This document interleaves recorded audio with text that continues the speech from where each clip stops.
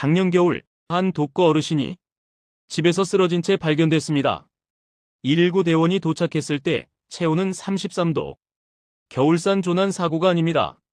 자신의 집, 그것도 따뜻해야 할 안방에서 일어난 일이었습니다. 안녕하세요. 시니어 88라이프 닥터김입니다. 오늘은 난방비를 아끼다, 생명을 잃을 수도 있는 저체온증 이야기 꼭 드려야 할 말씀을 나누려고 합니다. 난방은 꺼져 있었고 그분은 두꺼운 이불 속에 웅크려 계셨습니다. 이유는 단 하나였습니다. 난방비가 너무 부담돼서였습니다. 여러분, 이건 먼 나라 이야기가 아닙니다. 불과 작년 바로 우리 곁에서 일어난 일입니다. 그리고 지금 기온이 급격히 떨어지고 있습니다. 다시 그 계절입니다. 모두가 겨울을 준비하죠. 패딩을 꺼내고 목도리를 두르고 핫팩을 챙깁니다. 하지만 정작 집안에서도 이미 패딩을 입고 있는 어르신들이 계십니다. 보일러를 켜면 요금이 걱정되고 고지서를 받는 게 두려워서입니다. 그래서 난방 대신 옷으로 버티고 춥다는 말을 스스로 삼키며 하루하루를 견딥니다. 하지만 그렇게 버티다 보면 몸은 서서히 식어갑니다. 겉으론 따뜻해 보여도 속은 천천히 차가워지고 있는 겁니다. 겨울마다 이런 분들이 있습니다. 절약이 아니라 생명을 걸고 추위를 견디는 분들. 올해는 그 비극이 다시는 반복되지 않기를 바랍니다. 몇만 원 아끼려다 결국 생명을 잃게 되는 겨울. 이게 지금 우리가 살고 있는 현실입니다. 의사들이 응급실에서 가장 안타까워하는 케이스가 바로 이겁니다. 골든타임을 놓친 게 아니라 아예 위험한 줄 몰랐던 경우. 저체온증은 소리 없이 다가옵니다. 추워서 몸이 떨리다가 어느 순간 떨림이 멈추면 이제 괜찮아진 건가 싶죠. 천만의 말씀입니다. 그게 바로 위험 신호입니다. 실제로 중증 저체온증 환자의 사망률은 50%가 넘습니다. 체온이 34도 아래로 떨어지면 몸 떨림이 사라지고 팔다리가 뻣뻣해집니다. 피부는 차갑게 식고 푸른 빛으로 변하죠. 이 상태가 되면 이미 응급 상황입니다. 그런데 문제는 본인도 가족도 이게 얼마나 위험한지 모른다는 겁니다. 더 충격적인 건 이런 일이 영하 20도의 혹한에서만 일어나는 게 아니라는 사실입니다. 실내 온도 13도에서 16도 사이, 우리가 조금 쌀쌀하다고 느끼는 그 온도에서도 충분히 저체온증이 올 수 있습니다. 특히 70대 이상 어르신들은 체온 조절 능력이 떨어져 있어서 더 위험합니다. 젊은 사람이라면 추우면 몸을 움직이고 옷을 더 입죠. 하지만 고령자분들은 추위를 잘 느끼지 못하기도 하고 몸을 움직이는 것 자체가 힘들 수도 있습니다. 한 통계를 보면 더 소름이 돋습니다. 노인의 저체온증 사망률 청년층보다 5배 이상 높습니다. 똑같이 추운 환경에 노출돼도 젊은 사람은 버티는데 고령자는 생명이 위험해지는 거죠. 게다가 심혈관 질환이나 당뇨가 있으면 위험은 몇 배로 뛰어오릅니다. 그런데 더 큰 문제가 있습니다. 저체온증은 천천히 진행되기 때문에 주변 사람들도 알아채기 어렵다는 겁니다. 그냥 좀 피곤해 보이네, 말이 어눌해지네, 비틀거리네 정도로 생각하다가 시간을 놓칩니다. 실제로 응급실에 실려온 저체온증 환자들을 보면 가족들이 하는 말이 비슷합니다. 그냥 잠만 많이 자시는 줄 알았대요.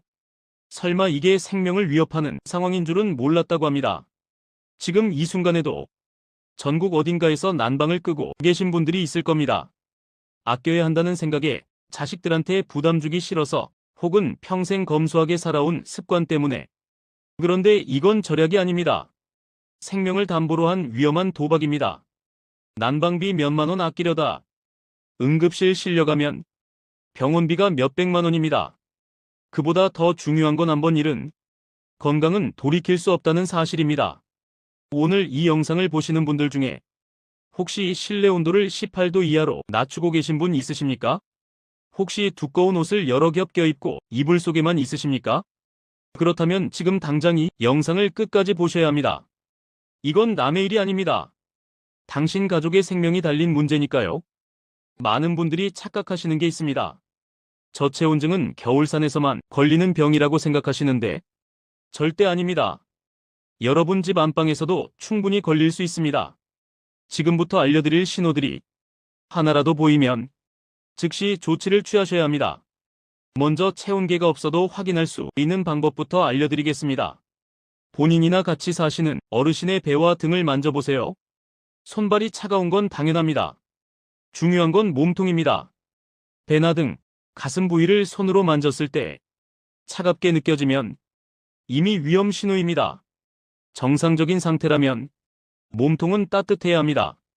추울 때 우리 몸은 중요한 장기가 있는 몸통 쪽으로 혈액을 집중시키거든요. 그런데 그 몸통마저 차갑다는 건 체온 조절이 제대로 안 되고 있다는 뜻입니다. 두 번째 신호는 말투입니다. 평소보다 말이 어눌해지거나 느려집니다. 술 취한 것처럼 발음이 부정확해지기도 하죠.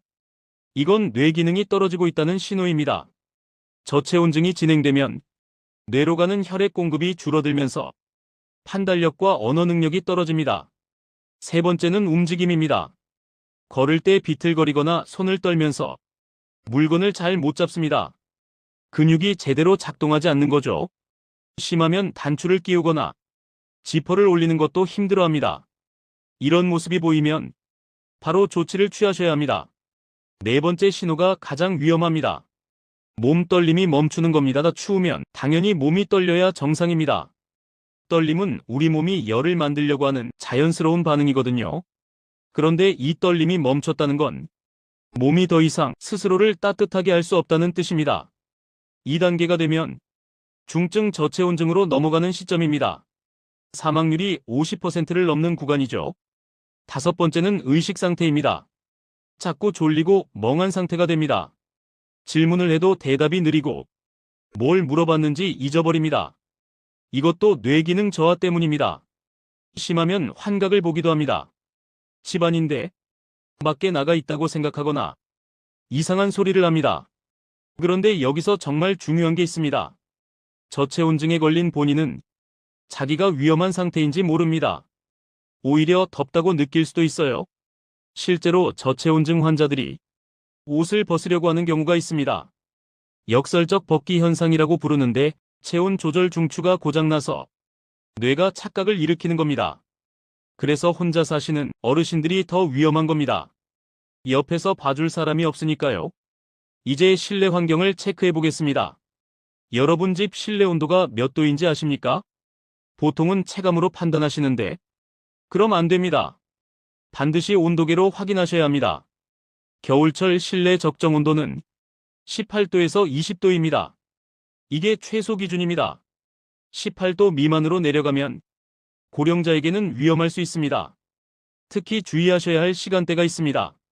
새벽 시간입니다. 밤사이 외부 기온이 떨어지면서 실내 온도도 함께 내려갑니다. 낮에는 괜찮다가도 새벽 3시에서 5시 사이에 체온이 급격히 떨어질 수 있습니다.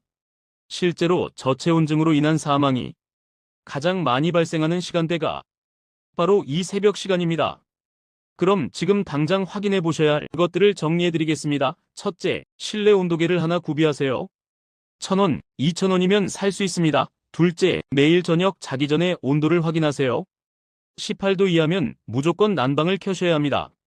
셋째, 배와 등을 손으로 만져서 체온을 확인하세요.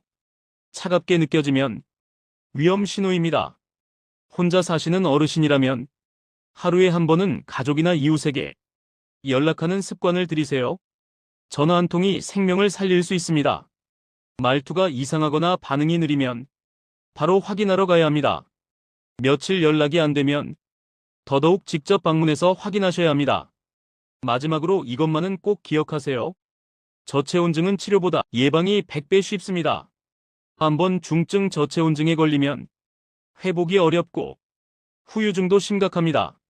심장마비나 뇌 손상이 올 수 있습니다. 하지만 예방은 간단합니다. 실내 온도만 적정하게 유지하면 됩니다. 그럼 가장 중요한 질문입니다. 난방비는 어떻게 하냐고요? 걱정하지 마세요. 건강을 지키면서도 난방비를 줄일 수 있는 방법이 있습니다. 지금부터 알려드리는 방법들은 실제로 효과가 검증된 것들입니다. 먼저 습도 이야기부터 하겠습니다. 같은 온도라도 습도에 따라 체감 온도가 완전히 달라집니다. 겨울철 적정 습도는 40%에서 60%입니다. 이 범위만 지켜도 18도나 19도여도 20도처럼 느껴집니다. 반대로 습도가 30% 이하로 떨어지면 22도를 켜놔도 춥게 느껴집니다. 그런데 겨울철 난방을 하면 실내 습도가 20%까지 떨어집니다. 사막 수준입니다. 이 상태에서는 아무리 보일러를 3개 틀어도 따뜻하게 느껴지지 않습니다. 그래서 온도를 더 올리게 되고 난방비는 폭탄이 되는 거죠. 해결책은 간단합니다. 습도를 올리면 됩니다. 가습기가 있으면 좋지만 없어도 방법은 많습니다. 가장 쉬운 방법은 빨래입니다. 빨래를 실내에 널어두세요. 물이 증발하면서 자연스럽게 습도가 올라갑니다. 하루에 한 번 빨래를 실내에 말리면 습도 40%는 쉽게 유지됩니다. 두 번째는 물그릇입니다. 넓은 대야나 냄비에 물을 받아서 방 한 구석에 두세요. 따뜻한 물이면 더 좋습니다. 증발 속도가 빠르거든요. 욕실 문을 조금 열어두는 것도 방법입니다. 샤워하고 나서 수증기가 집 안으로 퍼지게 하는 거죠. 세 번째는 식물입니다. 공기정화 식물들은 물을 흡수해서 잎으로 내보냅니다. 이게 자연가습기 역할을 합니다. 특히 스킨답서스나 아레카야자 같은 식물들이 효과가 좋습니다. 관리도 쉽고 공기도 깨끗하게 해줘서 일석이조입니다. 습도를 40%만 유지해도 체감 온도가 2~3도 올라갑니다.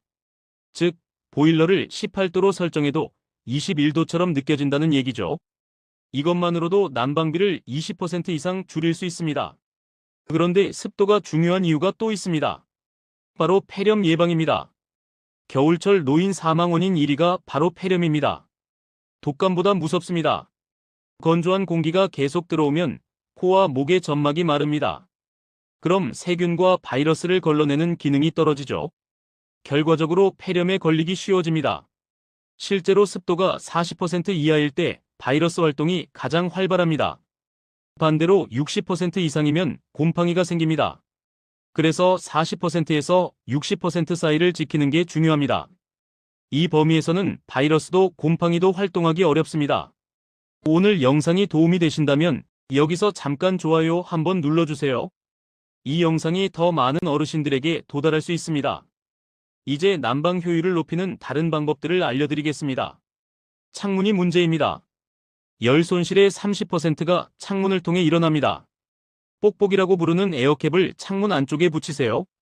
1,000원짜리 투자로 난방비를 10% 줄일 수 있습니다. 문풍지도 필수입니다. 현관문과 방문 틈새로 찬바람이 들어옵니다.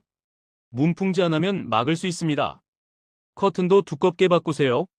밤에 커튼을 치면 창문을 통한 열 손실을 25%까지 줄일 수 있습니다. 바닥에는 두꺼운 러그나 카펫을 까세요. 바닥에서 올라오는 냉기를 막아줍니다. 특히 거실이나 부엌처럼 오래 앉아있는 공간에 깔면 체감 온도가 확 올라갑니다. 옷차림도 중요합니다. 내복을 입으면 체감 온도가 3도 올라갑니다.